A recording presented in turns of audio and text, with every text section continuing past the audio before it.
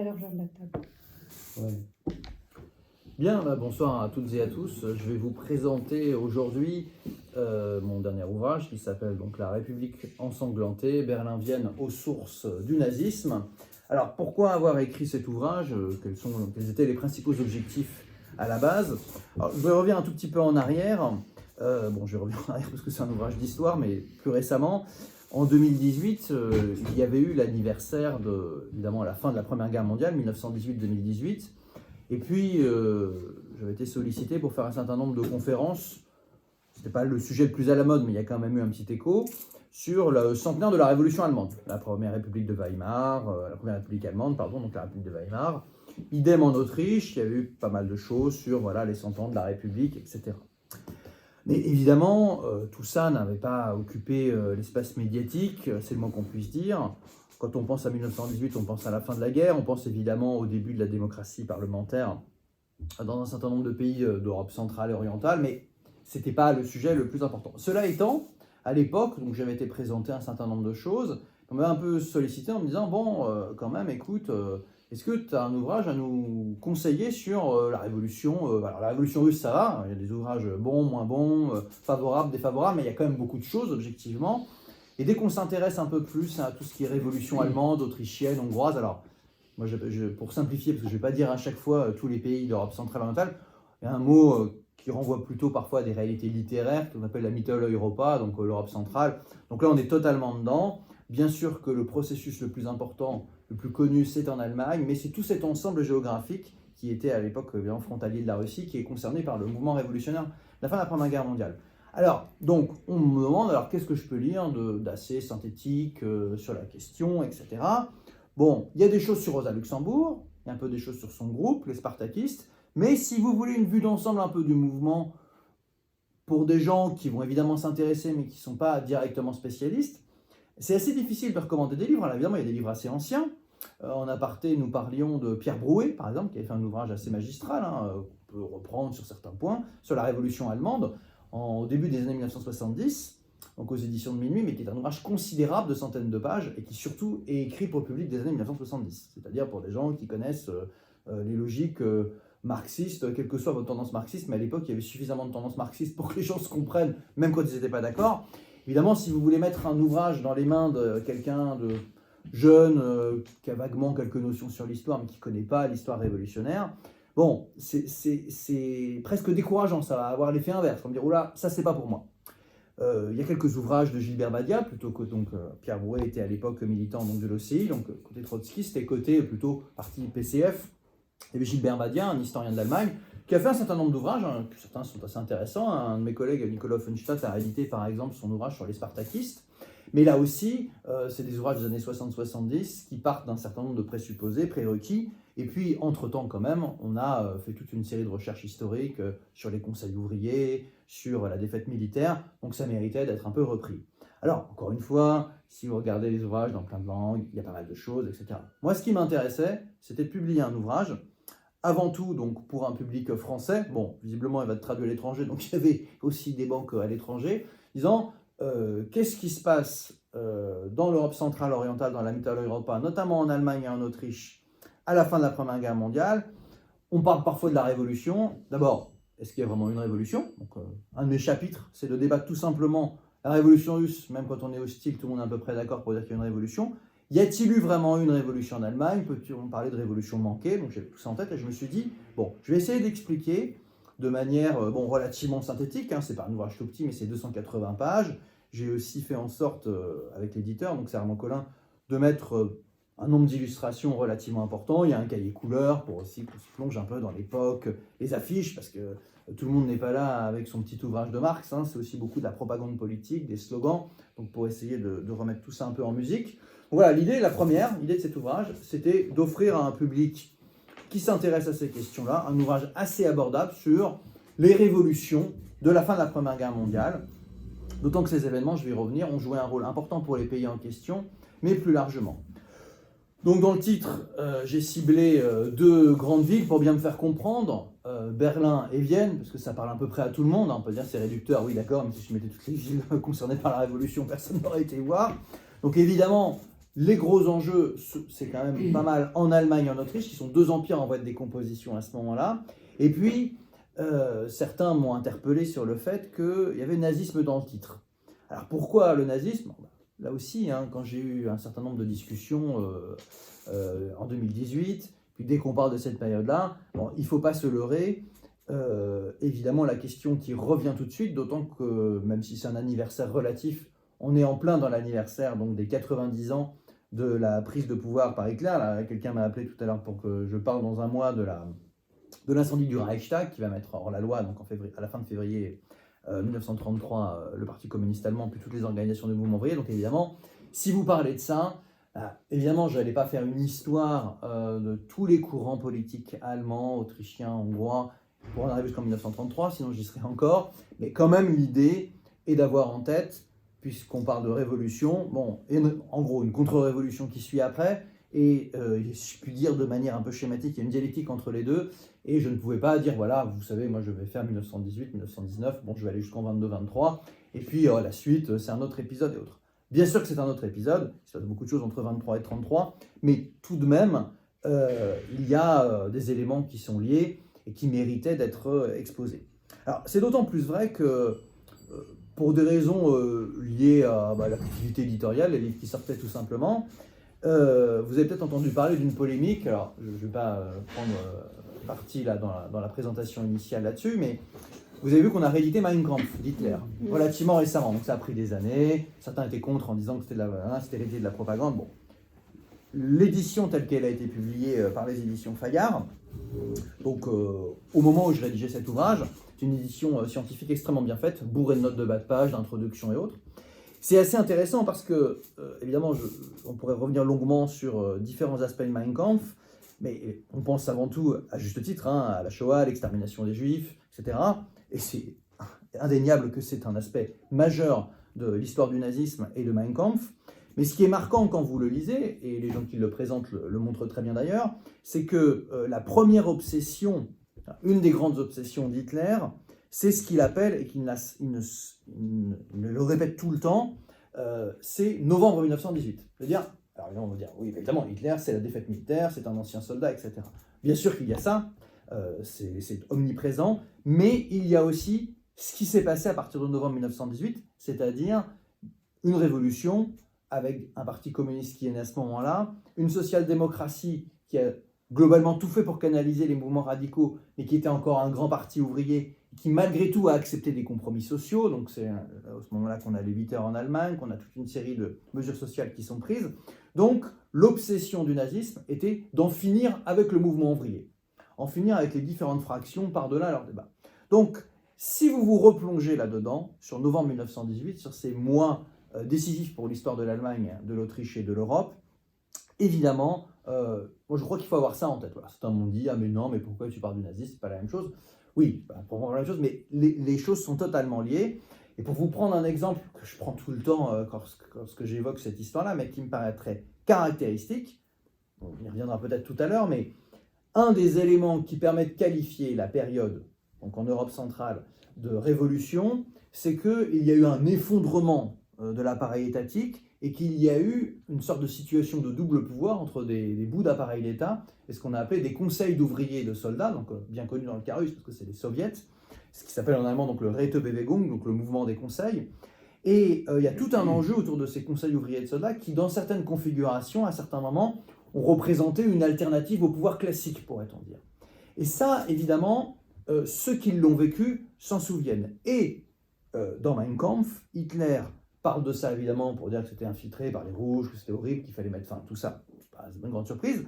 Mais ce que Hitler ne dit pas et qui est présent dans sa biographie, et tous les biographes qui ont fait sérieusement la biographie d'Hitler le savent, c'est que Hitler lui-même a été membre d'un conseil, pas d'ouvriers, mais d'un conseil de soldats, un membre délégué, parce que dans la débâcle militaire, en fait, lorsque tout s'est effondré, eh bien, cette expérience des conseils a touché un spectre très large de soldats en phase de démobilisation ou des soldats qui étaient en train de rentrer chez eux ou qui même sont rentrés chez eux, ça dépendait quel moment ils ont constitué des conseils, parce qu'ils vont vraiment être partout à ce moment-là dans différents pays. Et pour vous dire à quel point ce mouvement-là a été vécu de près, y compris par ceux qui voudront ensuite s'en débarrasser.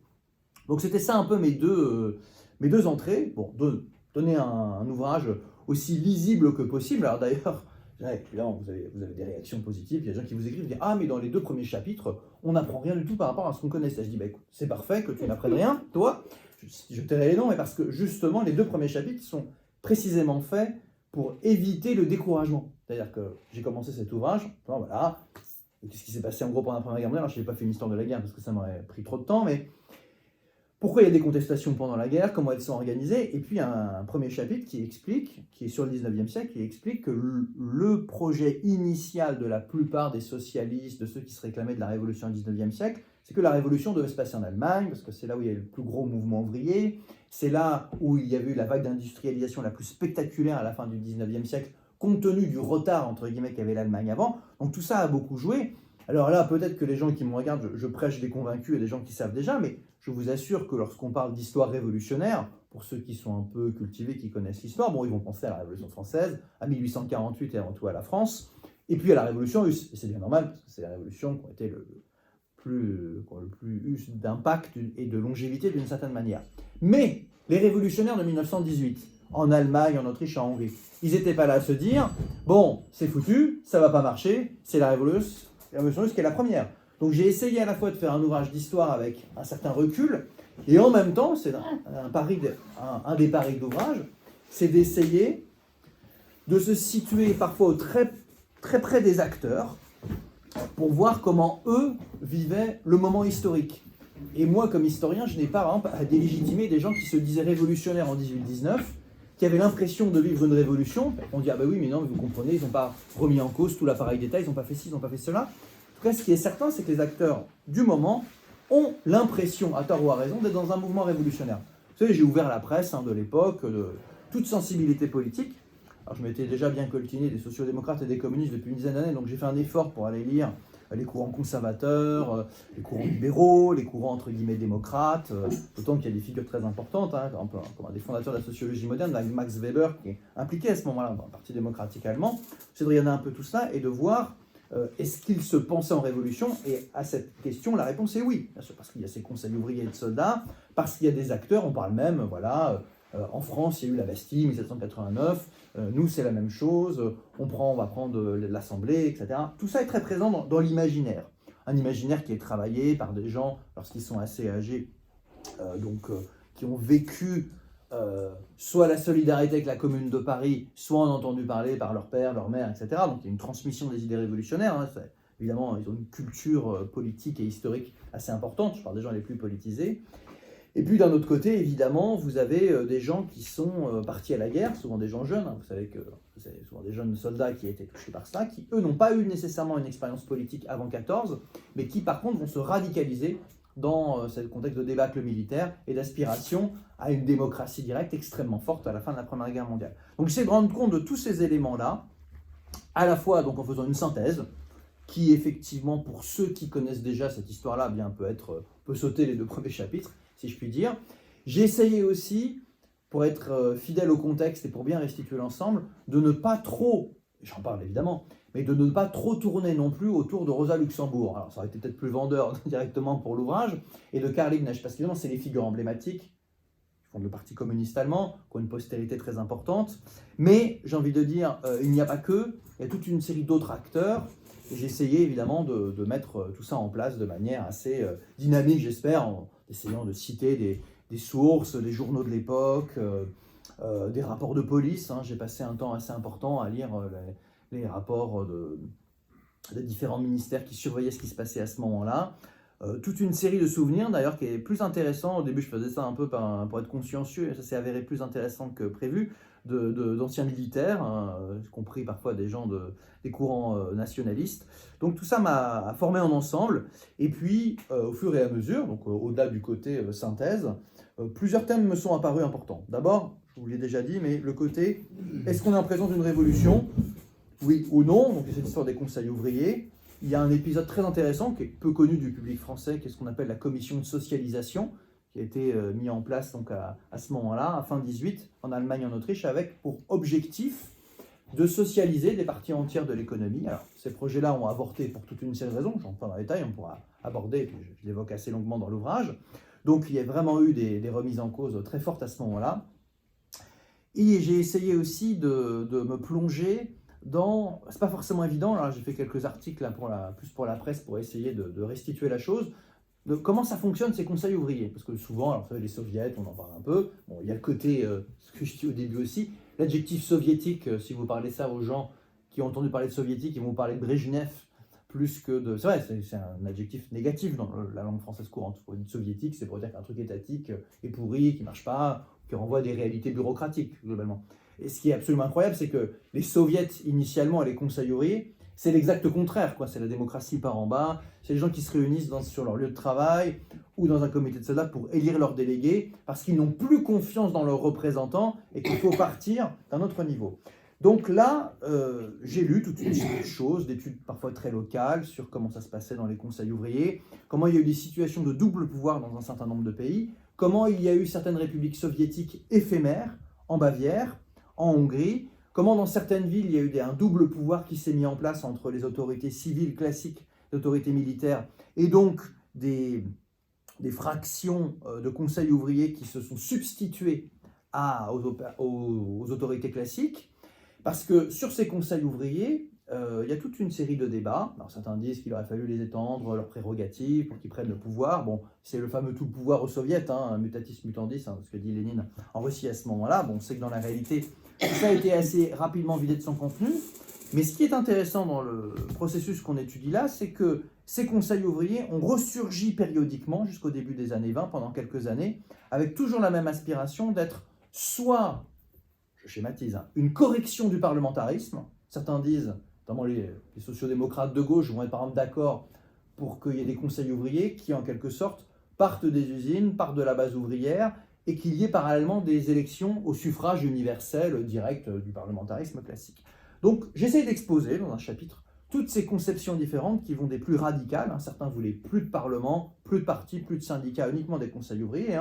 C'est les fameux gauchistes. Alors là, j'emploie le mot tranquillement parce que vous savez que l'adjectif gauchiste, c'est comme l'adjectif soviétique. Il existe dans le langage courant, encore plus d'ailleurs l'adjectif gauchiste. Mais le gauchisme, donc Linksradikalismus en allemand, au départ, ça désigne, en fait, c'est Lénine qui polémique avec un certain nombre de courants. Vous savez, Lénine, la maladie infantile du communisme et le gauchisme, l'ouvrage est souvent cité. Souvent, les gens ne savent pas ce qu'il y a dedans. Mais ce qu'il faut savoir, c'est que Lénine polémique avec des Allemands, des Autrichiens et aussi des Néerlandais, où il y a pas mal de conseils ouvriers, qui veulent renoncer aux syndicats classiques, aux partis classiques, et qui pensent que la démocratie ouvrière doit partir des conseils et que cette démocratie, entre guillemets, va se suffire à elle-même. Et Lénine est en polémique avec eux, et il les traite entre guillemets de gauchistes parce qu'ils ne veulent pas se présenter aux élections, parce qu'ils ne veulent pas aller dans les syndicats, etc., etc. Donc à la fois c'est une problématique extrêmement située historiquement, contexte, on va rappeler tous les éléments, et en même temps ça me paraissait aussi intéressant d'insister là-dessus, parce que précisément on est un siècle après ces événements-là, mais on est dans une période aussi où il y a une forte crise, je ne vous fais pas le topo classique, mais de la démocratie parlementaire, l'abstention, etc. Et ce qui est intéressant, dans un contexte tout à fait autre, mais c'est qu'au moment où il y avait une crise révolutionnaire très forte, il y a eu toute une série de modèles politiques qui ont été ébauchés. J'ai même lu des plans, il y a des gens qui faisaient même des plans détaillés, comment on va organiser l'économie, vous avez des choses parfois un peu absurdes, parfois des choses plus intéressantes que ça.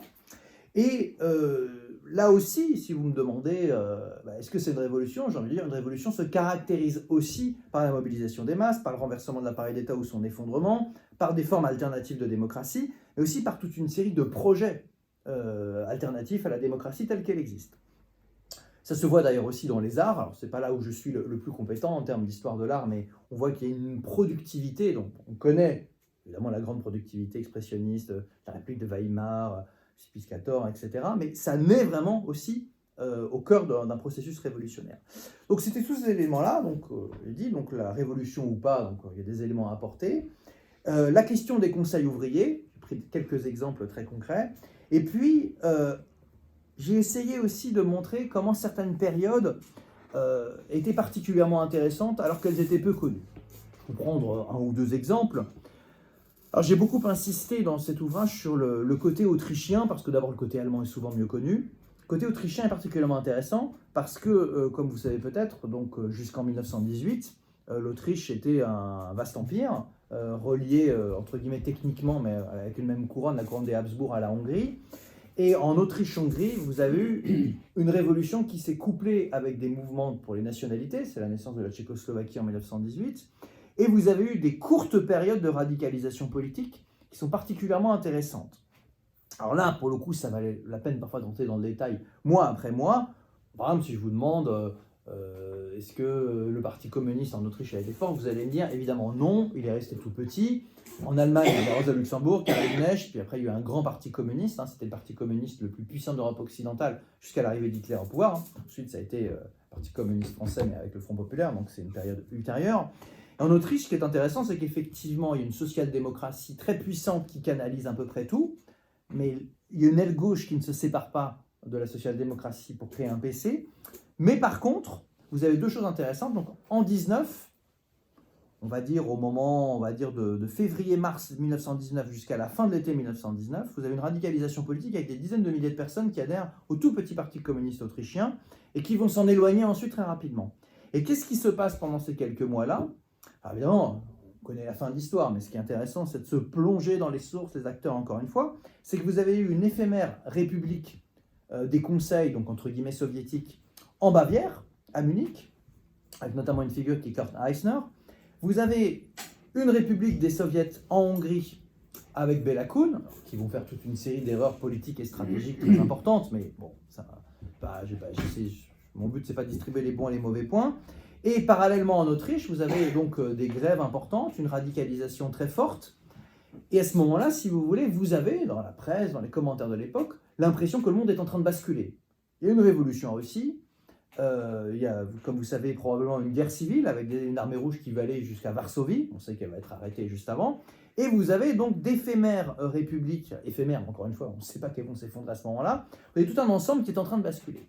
Et là, effectivement, vous avez, là où ça valait le coup de traiter de la Mitteleuropa, alors dans la presse on parle parfois de Mitteleuropa rouge, c'est qu'on a l'impression qu'il y a donc une Russie soviétique, enfin ça c'est pas qu'une impression, elle existe, et qui en cours de constitution est en train de basculer une sorte de, on aurait appelé ça, je sais pas, une république allemande, germanophone, ce que vous voulez, parce que l'allemand était la langue véhiculaire malgré les situations d'oppression nationale. Et ça m'a paru particulièrement intéressant à rappeler, parce que souvent les gens ne savent pas. On pense à la fin de l'histoire, on pense à 1933, au nazisme et à tout ça, mais on sait peu finalement qu'il y a eu cette radicalisation politique avec toute une série d'expérimentations intéressantes à la fin de la Première Guerre mondiale, et notamment donc au cours de cette année 1919. D'où le fait, encore une fois, c'est pas pour dire qu'il ne faut pas parler de Rosa Luxembourg, mais Luxembourg et Liebknecht sont assassinés par les corps francs avec l'approbation des sociodémocrates le 15 janvier 1919. Là, oui, voilà, et en fait, j'ai envie de dire, si vous me demandiez qu'est-ce qui est le plus intéressant dans ton histoire, le moment le plus chaud, en fait, c'est juste après. Il y a une insurrection très violente en mars 19, on peut même, moi je parle, c'est une guerre civile en fait, c'est une guerre entre Allemands, entre Autrichiens, entre Hongrois, tout ce que vous voulez. C'est pendant ces quelques mois de 1919 que le niveau de radicalisation est peut-être le plus fort.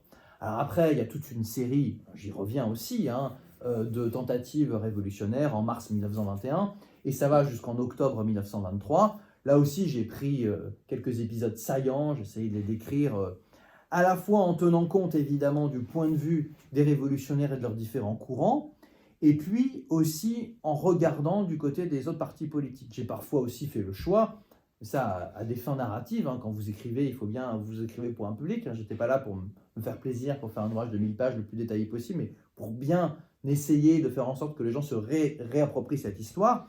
Moi, j'essaie de prendre des figures connues et pour voir comment elles ont évolué pendant cette révolution. Alors j'ai parlé de Max Weber, dont tout le monde souvent parle, c'est un grand sociologue, etc. Max Weber est un acteur de cette époque-là. C'est assez intéressant, parce que c'est quelqu'un qui est très hostile aux mouvements révolutionnaires les plus radicaux, aux spartakistes, mais qui en même temps donc un démocrate, qu'est-ce qui veut justement fonder une démocratie parlementaire avec un pouvoir charismatique.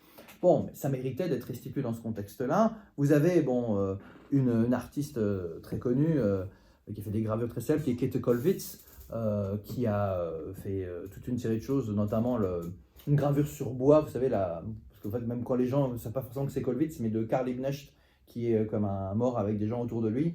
Et Käthe Kollwitz avait fait toute une série d'autres gravures, sculptures sur l'histoire du peuple allemand, et c'est quelqu'un qui, pour des raisons familiales, qui est très lié au mouvement ouvrier, et elle a été publiée en français il n'y a pas très longtemps, un journal au jour le jour de ce qu'elle fait pendant cette période-là, et c'est assez intéressant, ça nous permet de suivre aussi quelqu'un qui justement n'est enfin, évidemment très politisé, mais qui n'a pas les réflexes des militants, des partis, des organisations, parce que c'est aussi le piège. C'est que, en plus, vous avez des sources à n'en plus finir, vous avez les rapports de congrès, évidemment, on sort, comme toute période révolutionnaire, n'importe qui sort sa feuille de chou sur telle ou telle chose.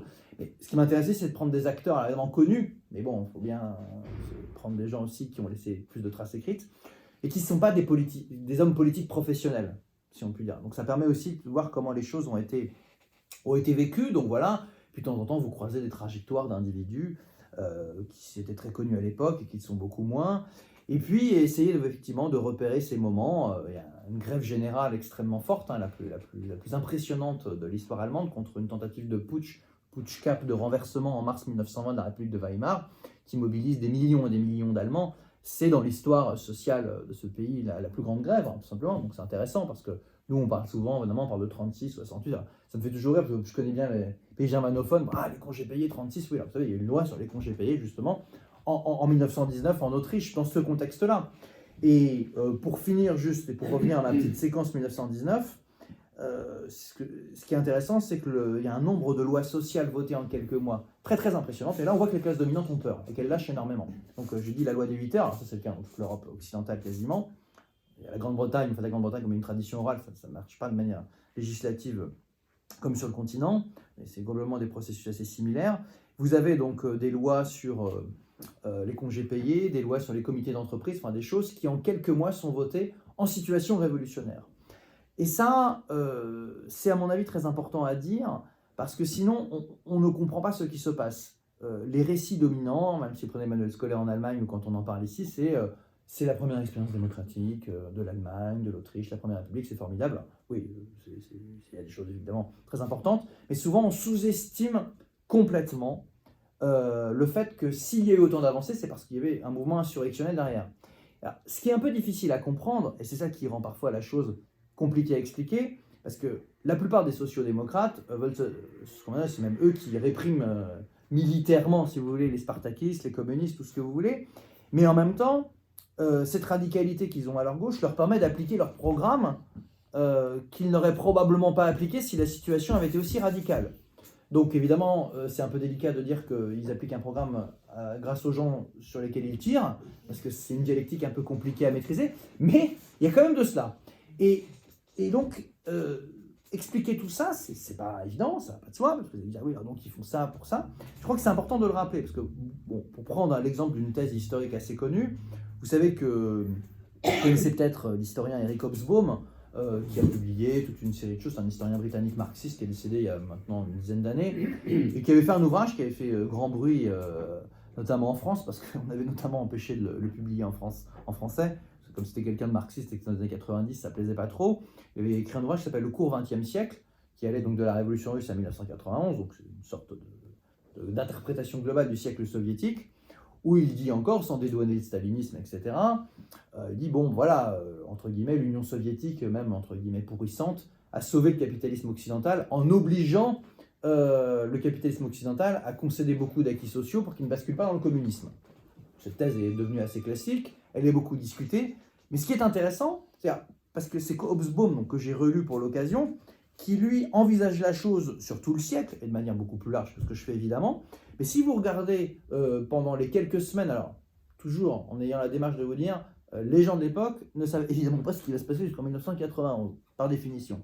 Et bien, vous vous rendez compte qu'en quelques semaines sont votées un certain nombre de lois sociales, sur lesquelles justement Hitler, etc., et d'abord en Autriche les austrofascistes reviendront, parce qu'ils en voudront à mort d'avoir, comment dirais-je, concédé autant aux syndicats ouvriers. Il y a en quelques mois, vous avez à une échelle régionale, ce que d'une certaine manière, nous, on vivra en France dans un tout autre contexte après 1945, c'est-à-dire un capitalisme qui concède énormément de choses parce qu'il y avait une poussée révolutionnaire ailleurs. Donc ça me paraît intéressant à souligner. Parce que sinon, on ne comprend pas. Parce que ce qui est difficile, on s'y poser la question, mais alors, comment se fait-il que, c'est la question qui tue, si je puis me permettre. Donc, tu nous dis, il y a eu des conseils ouvriers, bon, ils les ont vidés de leur contenu rapidement, mais quand même, bon, il y en a eu. C'était les partis ouvriers les plus importants du monde rapportés à l'échelle du pays. C'est vrai aussi. Manque de bol, ça finit mal. Enfin, je veux dire, parfois, les gens vous posent des questions directes. Moi, je peux dire oui, vous c'est subtil, il y a des réformes, de la révolution, des conseils. C'est vrai que ça se finit extrêmement mal. Et, en plus de se finir mal, il y a un modèle social allemand, vous avez entendu parler, parce qu'on en parle souvent, qui est un modèle plutôt de consensus, de cogestion, on dit en français, de dialogue social entre syndicats, patronat, etc. Alors, ça, c'est une vraie question, et elles sont intéressantes. Pour donner quelques éléments de réponse. Alors, tout d'abord, souvent, en France, on pense qu'une des raisons, et c'est une des raisons, mais ce n'est pas la seule, je vais y revenir, pour lesquelles le modèle social allemand est si consensuel, enfin, il y a quand même des grèves, mais vous savez, le système n'est pas le même, on ne peut quasiment pas faire de grève générale, c'est par secteur, c'est après les négociations, c'est en dernier recours, on a des syndicats beaucoup plus massifs, mais qui offrent beaucoup plus de prestations que les syndicats français, enfin bref, il y a un modèle tout à fait différent, mais dont on nous dit que c'est le modèle que devraient adopter quand même les autres syndicats plus contestataires. On nous rebat les oreilles avec ça généralement. Donc, souvent on dit, bon, les Allemands ont en gros le traumatisme du nazisme, entre guillemets, ensuite le socialisme bureaucratique en RDA. Donc, du coup, tout ça a créé à la fois une sorte de peur panique de la grève, de la contestation. Donc, le pays est devenu consensuel pour éviter les débordements, quoi. Voilà, parce que l'interprétation est classique. Alors, il y a des éléments qui méritent d'être discutés là, mais ce qui est intéressant, si vous revenez à la période, et j'ouvre d'ailleurs l'ouvrage, les premières lignes sont là-dessus, c'est que le modèle social allemand est fondé sur quoi? Quand j'étais en Allemagne en 2018 pour les 100 ans de l'armistice, de la révolution allemande, de la fin de la guerre, du début de la révolution, on ne sait pas de quoi on fait le centenaire, parce qu'en quelques jours se passe un nombre d'événements absolument colossaux. Il y a évidemment le 11 novembre, ça tout le monde est au courant, notamment en France, mais vous avez quelque chose qui est voté le 15 novembre 1918, donc la République vient d'être proclamée, donc le 12 novembre. Un des premiers actes de ce qu'on va appeler ensuite la République de Weimar, parce qu'au début c'est pas Weimar, ils vont à Weimar parce que justement l'agitation politique est trop forte à Berlin. Alors, je me suis amusé à faire, en plus, honnêtement je ne savais pas avant d'écrire l'ouvrage que c'était aussi compliqué, mais quand ils ont déplacé toutes les institutions à Weimar, on se dit c'était Weimar, c'est Goethe, Weimar, c'est la ville Schiller, etc. Donc on dit c'est la ville classique allemande, mais en fait ça a été très compliqué même d'aller dans les petites villes comme ça, parce que là aussi il y avait des soviets, des révolutions, donc ils ont dû destituer. Bon, mais même l'histoire de la tranquille Weimar n'est pas une histoire tranquille, mais bref. Donc, ce n'est pas encore la République de Weimar, mais la République est proclamée, et vous avez le 15 novembre 1918 sont votés des accords qui s'appellent les accords Stinnes-Legen. Vous lisez ça ici, Stinnes-Legen. Qu'est-ce que c'est que ce truc-là? Il faut savoir que dans 2018, une des choses qui a été le plus commémorée dans la presse allemande et dans les médias allemands, c'est ces accords Stinnes-Legen. Pourquoi? Ces accords, en fait, si vous regardez ce qu'il y a dedans, alors c'est quoi Stinnes-Legen? C'est simple, Stinnes c'est le représentant du grand patronat industriel, Legen c'est le représentant des syndicats. Ce sont des accords qui sont assez techniques sur un certain nombre de points, mais qui en gros mettent en place ce que nous appellerions, je vous passe les termes allemands et autres, le dialogue social entre patronat et syndicats pour éviter les débordements. Parce que, je ne vous ai pas fait une chronologie précise, mais les conseils ouvriers sont nés bien avant novembre 1918, on les repère dès la fin de l'année 1917, influence de la Russie soviétique oblige, mais pas seulement. Vous avez eu, phénomène complètement négligé aussi dans l'histoire classique, en janvier 1918, donc avant la fin de la guerre, et bien avant la fin de la guerre, une grève générale en Autriche-Hongrie considérable, la plus importante qui ait connue cette région. Donc vous voyez, je vous ai parlé tout à l'heure de la grève contre le Putsch Cap en 20, donc vous avez c'est une période encerclée par des mouvements de grève générale considérables, d'une ampleur que ces pays ne connaîtront par la suite jamais, en tout cas pas de cette ampleur-là. Et donc ce qui est intéressant, je fais toujours un peu du schéma, mais entre janvier 18 et donc début 1920, donc une période conseil ouvrier, effondrement, mais des grèves, etc., vous avez ces accords, c'est pas la chose sur laquelle on insiste le plus important, mais qui fondent en fait, entre guillemets, la démocratie sociale allemande, qui cherche à donner du pouvoir aux ouvriers, mais dans une perspective de dialogue social, de cogestion et autres. Et ce qui est intéressant, et ça c'est vraiment difficile de comprendre dans le détail, c'est que vous allez me dire, alors je fais les questions-réponses, excusez-moi, mais vraiment quand les gens vont me poser pas mal de questions, alors ton truc c'est de dire, il y a des conseils ouvriers, il y a des radicaux, il y a des gauchistes, on a compris, et en même temps, il y a les accords, avant même les gauchistes, ou au milieu des gauchistes, qui se mettent d'accord pour faire une démocratie sociale. Alors, élément de réponse à ça. La stratégie de beaucoup de sociodémocrates et dirigeants de syndicaux va être, et là j'emploie des termes aussi compréhensibles par tout le monde à dessein, de transformer ces conseils ouvriers, y compris les endroits où ils étaient très radicaux, il y a des endroits où ils n'étaient pas du tout radicaux, hein, en ce qu'on appelle des comités d'entreprise, de gestion.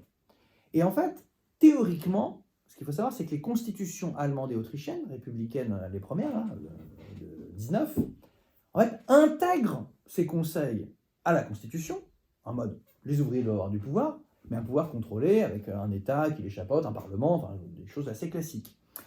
Et ce qui est significatif, et là ça mériterait, et je vais le faire dans quelques temps, je le dis en passant parce que j'ai lu des études en allemand là-dessus qui sont assez détaillées, c'est que dans les années 1920, après le reflux de la vague révolutionnaire, vous aurez dans ces comités d'entreprise, donc c'est Betriebsräte en allemand, qui ont des fonctions pour faire tourner même un certain nombre de choses pour les salariés et autres, qui n'ont pas de fonction de démocratie directe. Et les courants radicaux, que ce soit plutôt communistes ou même des ailes gauches de la social-démocratie, parce qu'avec la stalinisation du KPD, beaucoup se retrouveront à nouveau dans le Parti social-démocrate, enfin, chose compliquée, mais ils chercheront à réactiver les conseils ouvriers en se fondant sur ces comités, si vous voulez.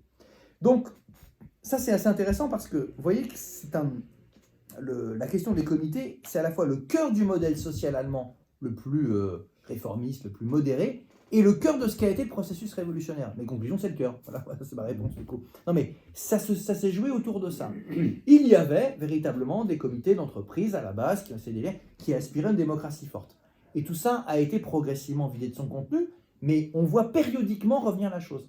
Et dans les années 1970, pour un peu aussi démanteler le mythe l'Allemagne pays consensuel, parce qu'il y a eu un gros mai 68 en Allemagne de l'Ouest, il y a eu des groupes contestataires et autres, eh bien ils ont pas mal publié des documents des années 20, dire regardez, il faut se saisir même de la constitution allemande pour dire on va réactiver ces comités, mais on va les emmener plus loin, on va se débarrasser de la tutelle du patronat, de l'État, etc. Donc ça c'est une histoire assez intéressante. Voilà. Le problème c'est que ça prend du temps à être expliqué, donc c'est pas, on ne peut pas se saisir de ça immédiatement, mais ça... Je trouve qu'il y avait, moi c'est un de mes trucs, hein, même depuis des années, c'est d'essayer de montrer que c'est pas, il n'y a pas l'histoire de la belle France contestataire révolutionnaire, et puis les Allemands uniquement dans l'armée, le militarisme, l'étatisme, mais que ce sont des pays qui ont une riche histoire révolutionnaire, qui évidemment n'a pas la même signification que dans d'autres pays, mais qui mérite quand même attention à mon avis. Alors, pour ne pas être trop long et pour m'arrêter là, pour tenir le temps à peu près imparti, juste aussi sur ces histoires de conseils d'ouvriers et de soldats, ce qui est significatif, il y a des synthèses récentes, même par une histoire par exemple, très bien faite, qui s'appelle la Oxford Handbook of je sais plus, Republic of Weimar, enfin c'est l'histoire officielle un peu en anglais, un peu de Weimar qui est très bien faite, il y a plein de chapitres très détaillés, c'est pas du tout pour en dire du mal, mais ce qui est significatif, c'est que sur la question des soviets et des conseils ouvriers, évidemment, il ne nie pas tout ce que je viens de vous dire, mais c'est minimisé. On dit, voilà, c'est avant tout des comités civiques, qui ont servi de ravitaillement pour les gens quand ils avaient... Mais c'est vrai aussi, hein. C'est-à-dire que les comités ont servi, ce qu'on appellerait nous des soviets, entre guillemets, dans pas mal d'endroits, ça servait à trouver un logement pour le soldat qui revenait, mais qui s'était fait piquer son logement, sa maison s'était effondrée. Enfin, c'est un côté, ça se substitue en fait à l'appareil d'État qui ne peut plus assurer ses fonctions. Donc c'est ambivalent. Parce que certains vont vous dire, dans certains cas, en fait, c'est juste, ils n'avaient pas le choix, ils s'auto-organisaient parce qu'il n'y avait plus rien d'autre. Mais ça permet de délégitimer le truc en disant, oui, c'est pas politique, parce que c'était juste, ils n'avaient pas trop le choix. Ce qui est certain, et je n'ai pas la prétention de tout connaître, c'est que dans certains endroits, ça a eu des fonctions essentiellement techniques, et dans d'autres, ça a eu des fonctions beaucoup plus politiques, en fonction aussi des militants qui étaient présents, des traditions politiques. Vous avez à Lübeck, à Hambourg, à Leipzig, dans des gros bastions industriels qui étaient des gros bastions de social-démocratie, où il y a eu des militants très investis. Bon, ça s'est joué de manière différente que dans d'autres endroits. D'ailleurs, hein, vous avez des conflits très forts, hein, parfois entre des comités venant du monde rural et des comités venus du monde urbain, parce qu'il y a des enjeux de réquisition, de nourriture, etc. Enfin, il faut toujours se rappeler qu'on est dans un pays qui sort de la guerre, il y a énormément de morts, on est dans une situation de quasi-guerre civile, une hostilité très forte entre différents camps politiques, mais du coup des hostilités qui peuvent recouper des hostilités ancestrales entre villages, entre villes, donc tout ça s'entremêle, et c'est parfois difficile à comprendre. Mais ce que l'on ne peut pas dire, c'est que, en gros, tout ça est lié à la fin de la guerre, à l'effondrement de l'État, il y a quelques gauchistes un peu bizarres qui se sont fait des idées sur ce qu'on pouvait faire. Non, je pense que c'est beaucoup plus compliqué que ça et qu'il y a eu des véritables aspirations politiques et démocratiques qui ont conditionné aussi le modèle social allemand et la façon dont il s'est inscrit. J'ai envie de dire, aussi je répondais à ça une fois, je disais, mais alors comment tu peux expliquer que le modèle social soit si consensuel alors que tu nous dis qu'il y a eu plein de radicalité. J'ai envie de dire, si ça a été aussi consensuel aussitôt, s'ils ont fait des accords dès mi-novembre 1918, c'est précisément parce qu'ils avaient une révolution en phase 2, et que d'une certaine manière, en France c'était moins radical, évidemment c'est un pays qui avait gagné la guerre, donc l'effondrement n'était pas le même, mais c'est parce que précisément il y avait cette radicalité-là qu'ils ont été obligés de cornériser, si je puis dire, la chose très très vite. Ce qui a créé une situation politique très intéressante pendant quelques temps, même si effectivement la chose s'est évanouie à partir du début des années 20. Et voilà, je pense que c'est une histoire un peu compliquée, qu'il y a des antinomies qui ne sont pas forcément toujours faciles à comprendre, mais qui méritent vraiment d'être réexplorées, parce que toutes les questions qui se posaient à ce moment-là, notamment sur l'aspiration à une démocratie directe, fondée sur l'entreprise et autres, sont des questions qu'on peut retrouver ultérieurement à plusieurs phases de l'histoire. Et à cette époque-là, ce qui est intéressant, et vraiment je m'arrête après, j'essaie de chiffrer pas mal les choses, c'est que ce qu'on appellerait nous les gauchistes, alors les courants conseillistes, vous avez vraiment, ça disait ni syndicat, ni parti ouvrier, paraissent vraiment très très radicaux. Sauf qu'à cette époque-là, c'est du gauchisme de masse, si je peux dire. C'est des dizaines de milliers de personnes qui adhèrent à des organisations comme ça. Donc déjà, ça mérite d'être signalé. Oui. Oui, enfin je dis gauchiste parce que... c'est très connoté. Oui, mais alors... c'est pas des gauchistes, c'est des conseillistes. C'est des conseillistes, voilà. C'est des conseillistes. Le problème, c'est quand je dis... Vous me comprenez, mais conseillistes, personne ne comprend ce qu'on dit généralement. Mais c'est des conseillistes. Et ce qui est intéressant, parce qu'il y a une histoire du conseillisme même ultérieure, mais à cette époque-là, c'était fort. C'est ça qui est intéressant. Dans plusieurs pays, ça avait une réalité. Alors, je l'évoque aussi en passant, parce que sinon ça aurait pris une ampleur pour l'ouvrage trop importante. Mais il y a le Biennio Rosso en Italie en même temps, les 2 années rouges, il y a les conseils ouvriers à Turin, vous avez des phénomènes assez similaires aux Pays-Bas. En plus, c'est assez intéressant parce que, j'en ai pas parlé, mais si vous recoupez la carte des confessions, des religions et des espaces géographiques, vous avez une sorte d'espace protestant nordique radicalisé en termes de conseils ouvriers, et puis vous aviez un projet à un moment donné qui était plus un projet sud-allemand, autrichien, Habsbourg, qui était de reconstruire une sorte de république soviétique, vous voyez, austro-hongroise, avec un bout de la Bavière, qui est un vieux projet dans cette région-là, tout à fait indépendamment du mouvement ouvrier. Donc en plus, il y a des... C'est pas... Et c'est ça qui montre bien que ça avait une influence de masse, c'est que c'était pas déconnecté de réalités profondes liées à l'histoire de ces pays. Enfin voilà, bon après je pourrais encore prendre d'autres exemples, mais je crois que cette histoire-là des conseils ouvriers, de la radicalité politique qui traverse tout ce moment, méritait vraiment d'être un peu d'être restituée d'abord pour les gens qui n'en ont jamais entendu parler, puis approfondie sur tel ou tel point, parce que c'est des questions. Et puis vous savez, c'est pas comment dirais-je, déconnecté aussi de problématiques sur le travail. Hein. Il y a beaucoup de réflexions à ce moment-là sur qu'est-ce que doit la réorganisation du temps de travail, l'organisation d'une journée. Enfin, il y a des choses parfois un peu délirantes, hein, évidemment. Hein. C'est un peu comme Paul Lafargue, droit à la paresse. Enfin, vous voyez, il y a des choses comme ça, mais qui sont des choses excessives pour pousser à l'émancipation. Mais c'est vraiment extrêmement riche, même en termes de production intellectuelle, quoi. Et je ne parle pas que des grands intellectuels à l'époque, de production même spontanée. Vous avez des journaux de conseils ouvriers qui sont assez intéressants à lire, quoi, évidemment. C'est un aspect qui va nous paraître un peu naïf par rapport à certaines réalités, mais qui sont quand même révélateurs d'une époque et d'un moment. Voilà, donc en gros, ce que je pouvais dire. Alors, je ne vous ai pas fait les derniers chapitres qui sont une histoire un peu moins enthousiasmante sur comment tous les courants, justement, conservateurs, nationalistes, naissent aussi dans ce contexte-là. Évidemment, ils naissent de la débâcle militaire, ils existaient déjà avant, ils étaient très puissants. Comment l'antisémitisme s'est fait là-dessus, comment une hostilité structurelle à la Russie aussi a permis de canaliser le mouvement révolutionnaire. Alors, je ne sais pas si c'était bien tombé vu le contexte dans lequel on est, mais j'ai un chapitre sur la russophobie, l'antisémitisme, qui joue un rôle, pas uniquement parce qu'il y a les nazis, parce qu'ils sont antisémites, etc., mais parce que si vous vous plongez dans la littérature droitière au sens large à ce moment-là, comme il y avait beaucoup de juifs investis dans le mouvement ouvrier, parce que souvent avant 1914, ils ne pouvaient pas aller ailleurs que dans le mouvement ouvrier, eh bien, il y a une sorte d'illumination dans les courants nationalistes qui se disent, voilà, les juifs sont au pouvoir, c'est les rouges, les bolcheviks, et c'est la naissance du fameux terme judéo-bolchevique, hein, qui est évidemment après réemployé à satiété, pour parler nazis, mais ça naît au même moment. En fait, le terme vient des Russes blancs qui sont partis de Russie soviétique et qui propagent cela, mais les nationalistes prennent, ils disent, regardez tous les juifs. qui sont investis. Et ça leur donne une forme de légitimité politique. Parce que, évidemment, que l'antisémitisme de l'époque est en grande partie un fantasme qui repose sur des inventions, les protocoles de Sage de Sion étant, comme vous savez, l'invention russe, ça. Mais, comme il y a beaucoup de dirigeants du mouvement ouvrier qui viennent du judaïsme, eh bien, eux, ça leur donne une puissance aussi explicative, si je puis dire, qu'il faut démonter, mais qui, comment dirais-je, dans la propagande est très présente. Quand vous cognez la propagande de tous les courants à l'époque.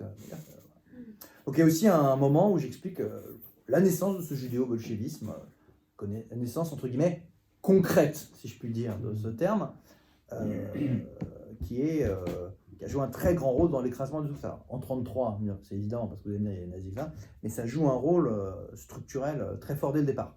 C'est un des enjeux majeurs. Voilà. Il y aura d'autres choses à dire. Merci. Je m'arrête là pour une première approche. Merci beaucoup. Merci. C'est trop long là.